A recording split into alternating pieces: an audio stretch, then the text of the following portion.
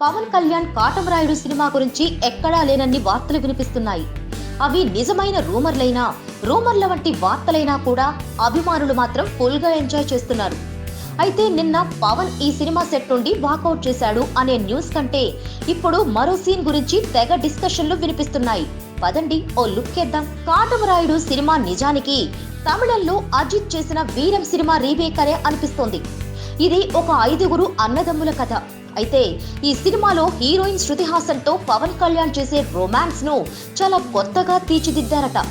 ముఖ్యంగా శృతి హాసన్ నడుం అందాలను చూస్తూ పవన్ చేసే ఒక కామెడీ సీన్ కేకలు పెట్టించేసింది అంటున్నారు. అసలు తెలుగు సినిమాల్లో నడుం సీన్ అంటే ఖుషీ సినిమాలో భూమిక అండ్ పవన్ మధ్యన వచ్చే ఇంటర్వెల్ బ్యాంగ్ నడుం సీన్ తర్వాతనే ఏదైనా కూడా. ఇప్పుడు కాటమరాయుడు సినిమాలో కూడా అదే తరహాలో, కాకపోతే కామెడీ ఉట్టిపడేలా ఈ సీన్ తీర్చిదిద్దారట. ఆల్రెడీ ఈ సీన్ షూటింగ్ ఎప్పుడో పూర్తి చేసిన శృతి హాసన్ తన తదుపరి సినిమా అయిన సింగం 3 షూటింగ్ కు వెళ్లిపోయింది కూడా. ఇప్పుడు ఆ షూటింగ్ కూడా పూర్తి చేసుకొని మరోసారి కాటమరాయుడు కొత్త షెడ్యూల్ కు వచ్చే పనిలో ఉందట. అది సంగతి. Please subscribe. Hi, it's me Purna. Please subscribe.